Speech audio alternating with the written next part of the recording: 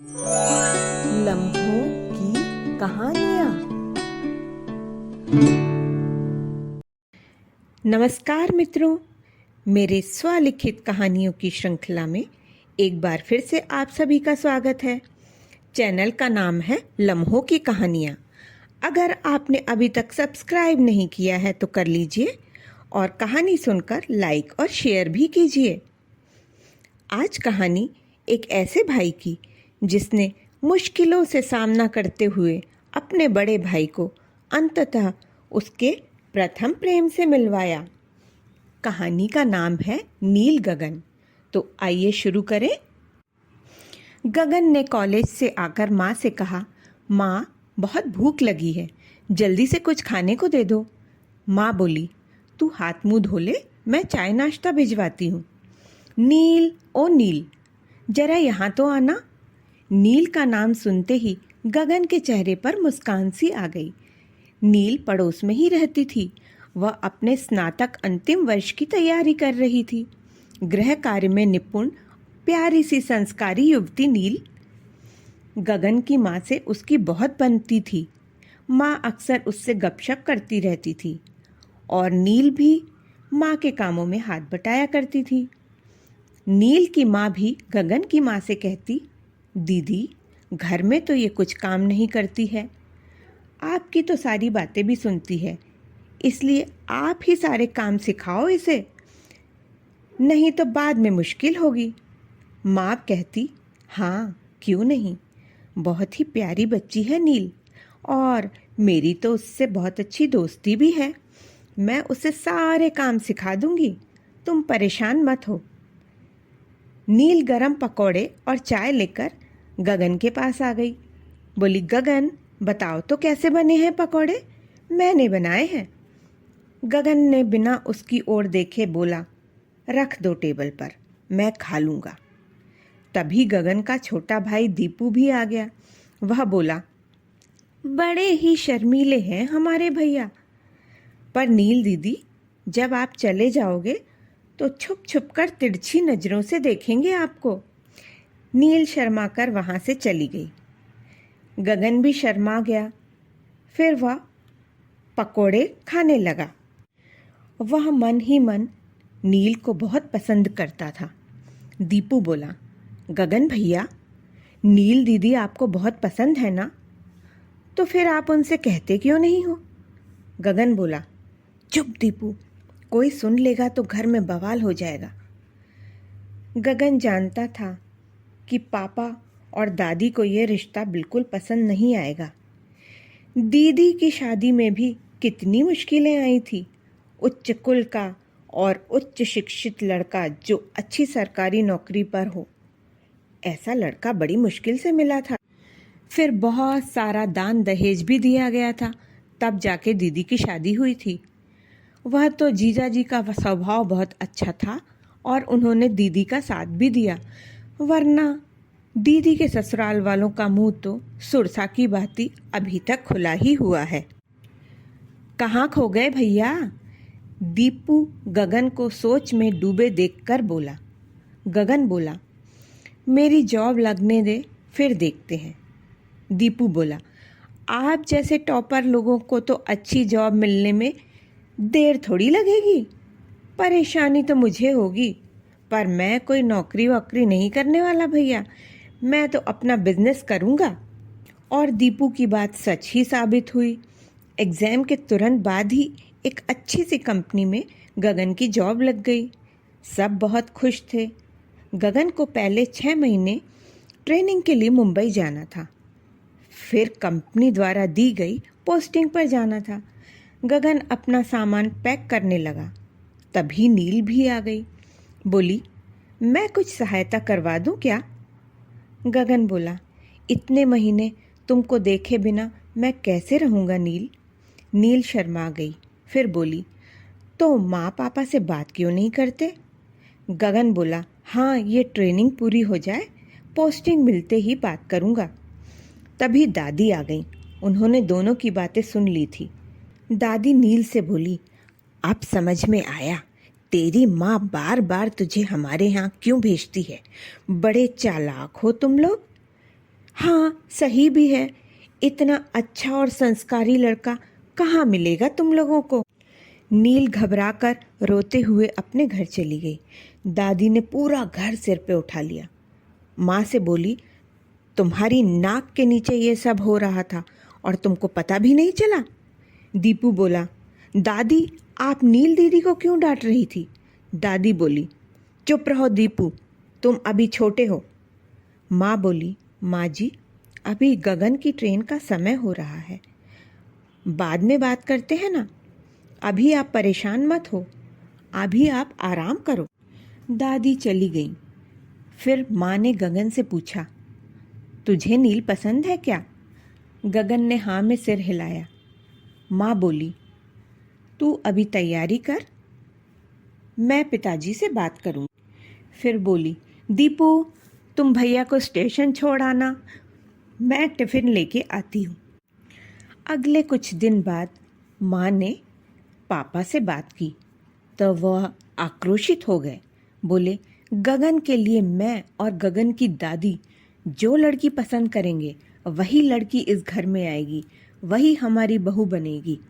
माँ ने उस समय चुप रहना ही उचित समझा। सोचा बाद में जब गगन के पिताजी का मूड अच्छा रहेगा तब फिर से समझा के एक बार बात करूँगी। पर जब बात नील के माता पिता को पता चली तो उन्होंने नील को गगन के घर जाने से मना कर दिया। कुछ दिनों बाद दीपू ने गगन को फ़ोन पर बताया कि नील दीदी की शादी हो गई है, बड़े ही गुपचुप तरीके से, और उनका परिवार भी कहीं और रहने चला गया है। गगन तो जैसे टूट सा गया, बड़ा ही गुमसुम सा रहता। उसे लगता प्रेम की यह लड़ाई वह शुरू होने के पहले ही हार गया। दीपू और माँ के समझाने पर थोड़ा संभला। वह अब उसने अपना सारा ध्यान अपने करियर और अपनी तरक्की पर लगा दिया। समय अपनी गति से चलता जा रहा था। गगन अपनी नौकरी में तरक्की पे तरक्की करता जा रहा था। इस बीच कई रिश्ते उसके लिए आए, पर वह अपने आप को शादी के लिए तैयार न कर पाया।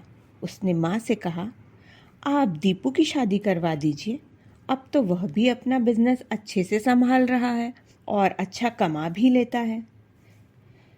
फिर दीपू की शादी हो गई और सब कुछ सामान्य सा चलने लगा। पर एक दिन अचानक ही पिताजी चल बसे।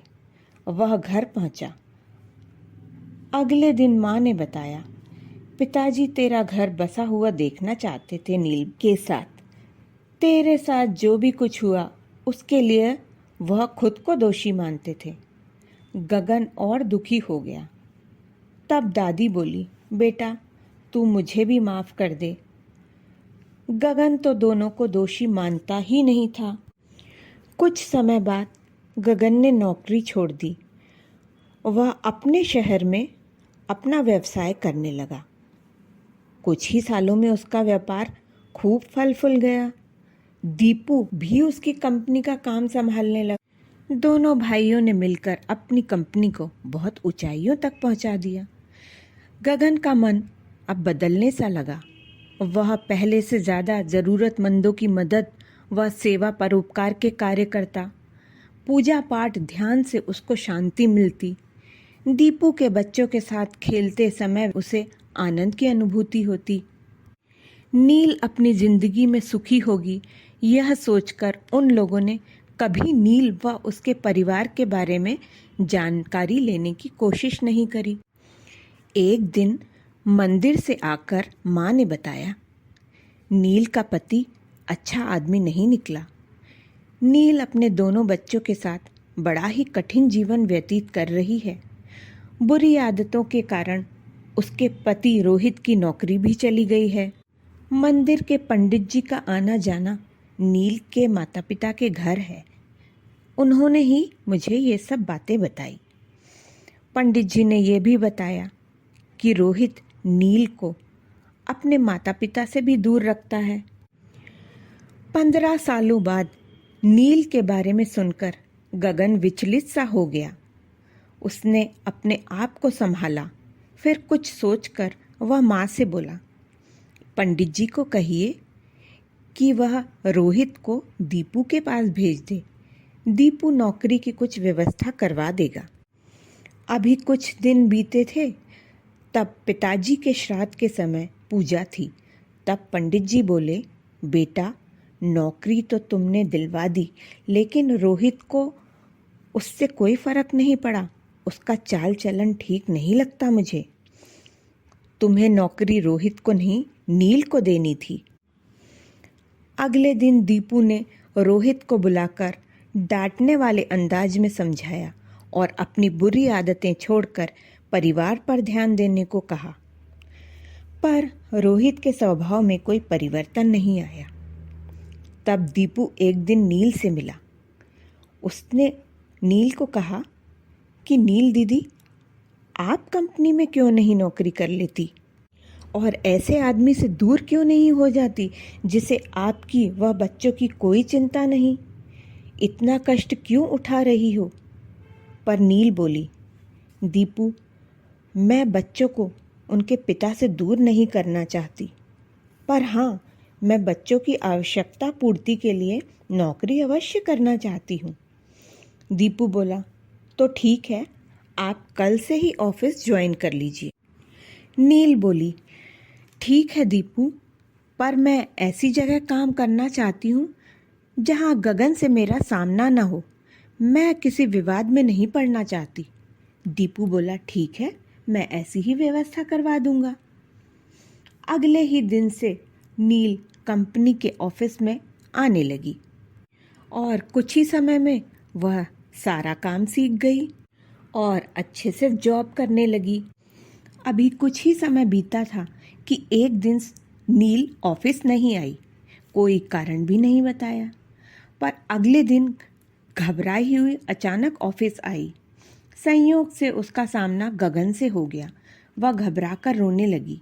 बोली, रोहित घर पर नहीं आया। गगन ने नील को बिठाया, पानी पिलाया, रोहित के साथ काम करने वालों से पता करवाया और फिर दीपू से रोहित को ढूंढकर लाने को कहा। रोहित ऑफिस आया। वह नशे में था। बोला, मुझे सब पता है आप लोगों के बारे में। बड़े लोग हो तो मैं क्या कुछ बोलूँगा नहीं? मैं ज़रूर बोलूँगा। मुझे सब पता है नील और गगन सर के बारे में। अब मैं इस औरत के साथ नहीं रह सकता। गगन स्तब्ध सा रह गया। दीपू ने बहुत कोशिश की रोहित को समझाने की। तो वो बोला, मुझे मत समझाओ सर, इस औरत को समझाओ। मुझे छोड़ क्यों नहीं देती है? मुझे अपनी ज़िंदगी खुद जीने देना चाहिए।